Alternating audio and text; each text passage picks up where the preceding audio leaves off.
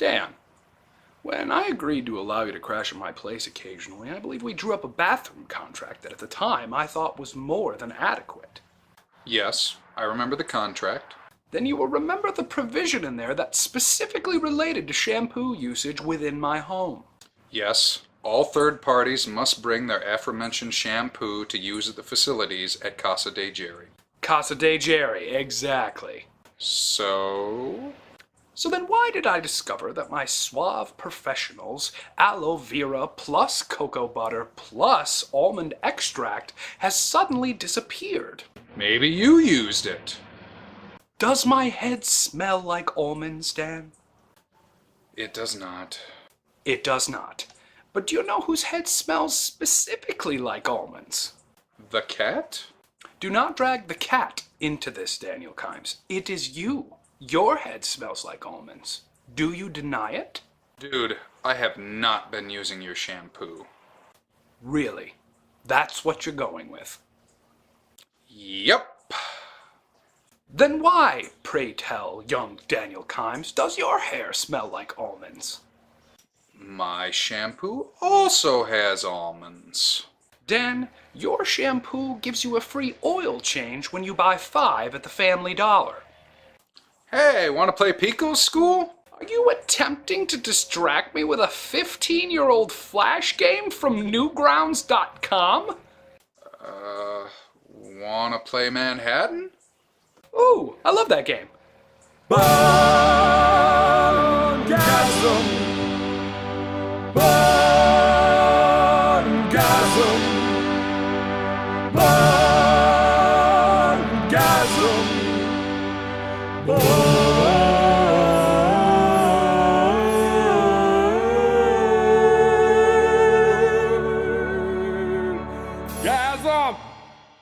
Manhattan is a game of building and card play for 2 to 4 players. You have a board in front of you that's supposed to represent various cities across the world. Now, there is some liberty in how these cities are represented, so obviously Hong Kong is not going to look exactly like this, nor is Sydney or Manhattan itself. At the start of the game, everyone's going to select a color, and you have a box of colored little building pieces that come with you, ranging from like one itty-bitty ones that represent 1 story, all the way up to 4-story tall pieces. Now, you figure out who's going to be the first player, and then they are actually going to look through the box and select their pieces. Your pieces will be in play. Depending on how many people there are, the game will go a set number of rounds. If there are less rounds, you will actually have more buildings. More rounds, less buildings, but it'll all work out in the end. Now, once everyone has chosen their pieces and they're sitting in front of you, you take your hand of 4 cards and you're going to select one, look at it, and depending on where you're sitting at the table, you're going to play a piece on a certain spot. This is one of the few games I've actually seen where orientation around the table does matter. Normally it doesn't, like wherever you're sitting you're still going to play a particular way. But since I'm sitting on this edge of the table, I'm going to look at this card, look at how it's placed, and I will place based on the card. So, an example being, I would set this card down in front of me like this. Since the red dot is on this square, on any one of these squares, that is the spot I'm going to play. Whereas if I were sitting here, the card would be facing this way, and I would only be able to place in these squares. So where you're sitting at the table does matter. You figure that out before you start. So I'd place the card down, I'd take one of my pieces, and I can either start a new one, or I may actually place a piece on top of mine or an older person's pieces. So if I just placed a new one, I'd be like, ah, there. But let's say that someone already had a spot, like let's say I wanted to take this spot here. Well, the rules about placing pieces are you need to either meet or exceed someone's old tower. So, like, let's say this one here has 4 pieces, or 4 levels. It's the biggest piece of them all. Okay, if I really wanted to place a piece here, I'm going to have to place a big piece. So I would look through and go, ah, okay. If I had any of the pieces left and I'd selected them that round, I could lay it on top of that. That is now my tower.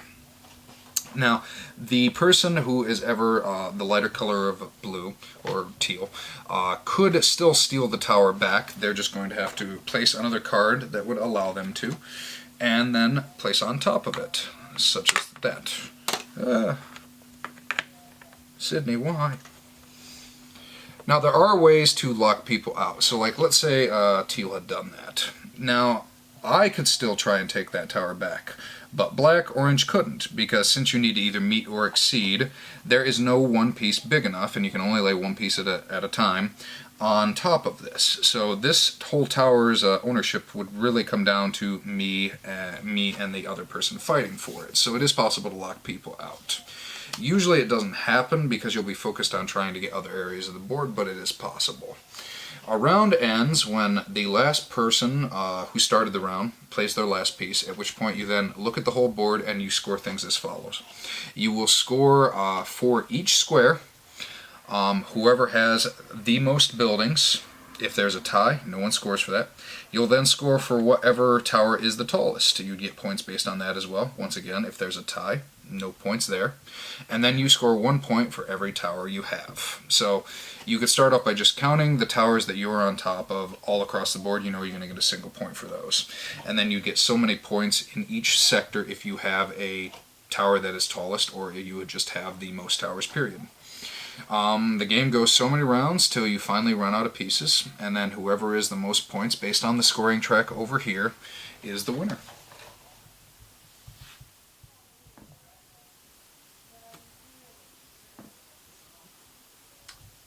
Hi, welcome to Component Breakdown with me, Jerry. Krog smash! Krog like destroying skyline of Manhattan. Krog a little disappointed with the early 90s-esque color scheme, but Krog appreciates game in general. This game, the game of Manhattan, has an interesting component, especially the off colors, the teals, the light oranges, the debonair blues, the solid blacks. The color scheme of the game is very 90s. It very much is. It kind of just reminds me of Hulk Hogan and anything that he would wear. And yes, I know that's late 80s, but the late 80s blended into the early 90s, regardless. So this is the board of Manhattan. It is, of course, out of print at this current time, so this is an older copy. So the graphics are 90s. They are straight up 90s. As for the design, it's decent. The little towers make an impressive little fun addition to the game. They're stacked in different capabilities. It's a very simple plastic technique, but still it creates a fun game. And more importantly, it looks rather impressive once you're really into it, because you do get the feel that you're building a skyline, which is essentially what the game is all about, building the Manhattan or the Tokyo or the Hong Kong skyline. Is Tokyo even in here? No, Cairo. Sao Paulo. The graphics around the game are pretty bad. They're pretty. I like to let's point to this gentleman on the camel who represents Cairo. It looks like a crude sketch drawing that a 5-year-old did, and that's what they went with. And then over here, I have the extreme. I believe that's a real photograph that they used the sketch feature on to create that. Just poorly drawn in general. Oh, sorry, shifted the board. Poorly drawn in general, but it's okay. I mean, it was the 90s, you know. Clinton. That is our basis of the game. The actual cards themselves have a little bit better graphic design. Little bit better. Just interesting, weird pictures that sometimes seem to have nothing to do with anything. I point to this card, for example. I don't know what it is, but it kind of looks like a mystical sword from the time of Merlin. So no idea. But in general, solid board. Cards are of decent stock. Once again, the 90s. And the buildings are fun to use. So overall, component-wise, this game is a nice medium. The design work is not very good, but it's what it is. It did win the Spiel Des Jahres, so apparently it was impressive enough back in that time to warrant an award. However, nowadays the graphics do seem a bit out of date and a bit stupid. So, hey, who doesn't look back on things they did 15 years ago and think they're stupid? So, overall components, the towers make for a fun addition. They definitely make for an intriguing experience, and they bring you in. But the overall graphic design of the game brings it down quite a bit. So that brings it to a nice flat medium, and it gives me to say it's okay components.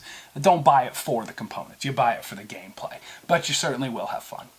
And that's Component Review.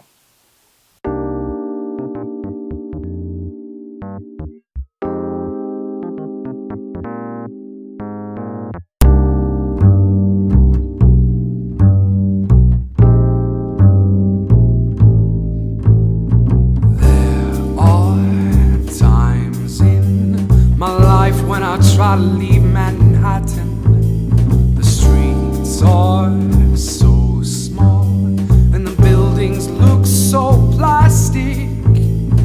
I'm drawing all the wrong chords, and it leaves me forgetting that a time comes when we all must leave Manhattan.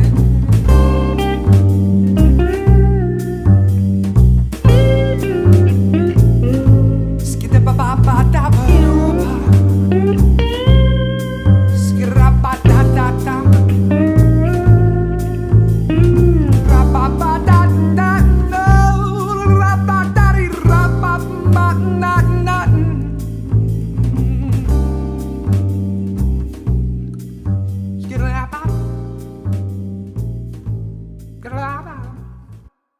So, Manhattan. Manhattan. Skyline of Manhattan. What do you think about the game? I actually enjoy the game. I give it an 8 out of 10. It's a fairly decent game. It's one of those ones, and as much as I hate to admit it, I'd stick it up there like with Carcassonne or Ticket to Ride. It's just simple enough to quickly and easily understand, and beneath its simplicity, it hides a lot of, like there's a lot of depth to it. It's hard to master, but it is possible to master. You can get extremely good at this game, and almost every game I've played, I've enjoyed it immensely. I think it could be a good gateway game, but it just doesn't have the notoriety, that like Catan, Ticket to Ride, or Carcassonne has. And so I think it's a fantastic game. 8 out of 10. 8 out of 10. Manhattan, for me, I'm not too fond of Manhattan, but I understand that like all Spiel Des Jahres winners from the 90s, it has a great mathematical feel to it. There is a lot of calculation math that kind of goes into it, and it appeals to that broad spectrum mind. So so Manhattan is a great game to play with those who are more analytically minded. Because it is, in many ways, like a variation of chess. I mean, it's just piece by piece is kind of you phase it.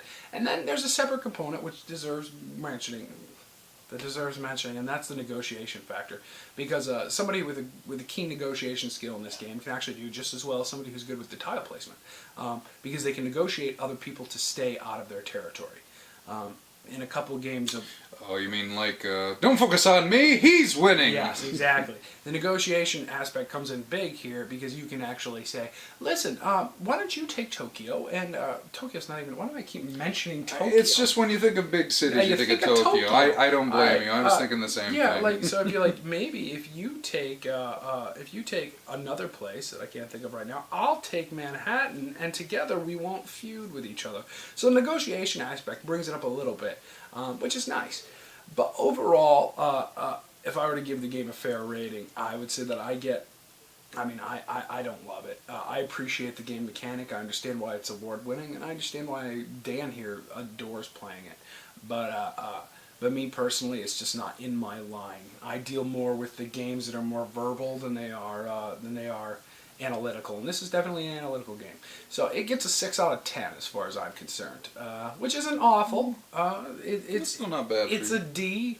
As far as my personal taste, that's what I'm going to give it. So 6 out of 10 and 8 out of 10 averages to a 7 out of 10, which Decent is the game. analytical part of my mind. Yeah. And that is Manhattan. Manhattan. We love you, America.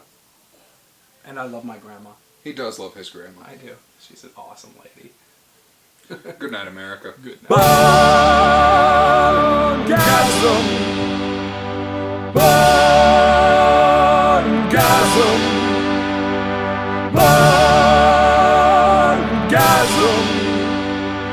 Boardgasm.